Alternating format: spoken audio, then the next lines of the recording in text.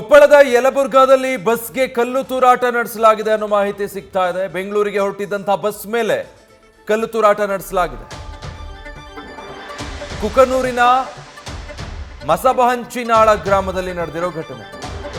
ಕಿಡಿಗೇಡಿಗಳ ಕೃತ್ಯಕ್ಕೆ ಬಸ್ನ glass damage ಆಗಿದೆ. ಬೆಂಗಳೂರಿಗೆ ಹೊರಟಿದ್ದಂತಹ ಬಸ್ಸು ಕೊಪ್ಪಳದ ಯಲಬುರ್ಗಾದಿಂದ ಬೆಂಗಳೂರಿನ ಕಡೆಗೆ ಹೊರಟಿದ್ದಂತಹ ಬಸ್ಗೆ ಕಿಡಿಗೇಡಿಗಳು ಈ ರೀತಿ ಕಲ್ಲು ತೂರಾಟ ನಡೆಸಿದ್ದಾರೆ. ಹೀಗಾಗಿ ಸರ್ಕಾರಿ ಬಸ್ನ ಮುಂಭಾಗದ ವಿಂಡ್ಶೀಲ್ಡ್ ಗಾಜು ಯಾವ ರೀತಿ ಡ್ಯಾಮೇಜ್ ಆಗಿದೆ ಅನ್ನೋದನ್ನು ಗಮನಿಸ್ತಾ ಇದ್ದೀರಾ. ಅಂದರೆ ಬಸ್ಗಳ ಸಂಚಾರ ಇರಬಾರ್ದು ಅನ್ನೋ ಕಾರಣಕ್ಕಾಗಿಯೇ ಈ ರೀತಿಯಾಗಿ ಕಿಡಿಗೇಡಿಗಳು ಕಲ್ಲು ತೂರಾಟ ನಡೆಸಿದ್ರಾ ಅಂತ. ಪ್ರಯಾಣಿಕರಂತೂ ಯಾರೂ ಈ ರೀತಿ ಮಾಡಿರ್ಲಿಕ್ಕಿಲ್ಲ. ಯಾಕಂದರೆ ಪ್ರಯಾಣಿಕರು ಬಸ್ಗಳ ಮೇಲೆ, ಅದು ಸಂಚಾರ ನಡೆಸ್ತಾ ಇರುವಂಥ ಬಸ್ಗಳ ಮೇಲೆ ಕಲ್ಲು ತೂರಾಟ ನಡೆಸೋದಕ್ಕೆ ಹೇಗೆ ಸಾಧ್ಯ ಆಗುತ್ತೆ? ಯಾರೋ ಕಿಡಿಗೇಡಿಗಳು ನಡೆಸಿರುವಂಥ ಕೃತ್ಯ ಇದು. ಕುಕನೂರಿನ ಮಸಬಹಂಚಿನಾಳ ಗ್ರಾಮದಲ್ಲಿ ನಡೆದಿರುವಂಥ ಘಟನೆ. ಕೊಪ್ಪಳದಲ್ಲಿ ಒಂದು ಬಸ್ ಹೊರಟಿತ್ತು.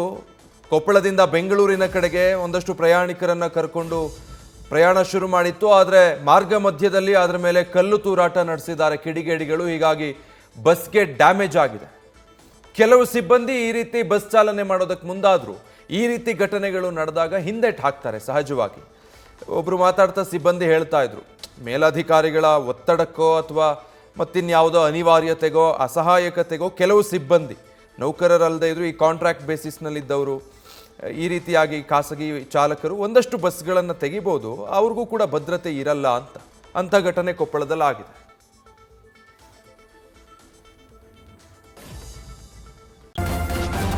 ನ್ಯೂಸ್ ಫಸ್ಟ್ ನಿರ್ಭೀತಿಯಿಂದ ನಿಮ್ಮ ಪರವಾಗಿ.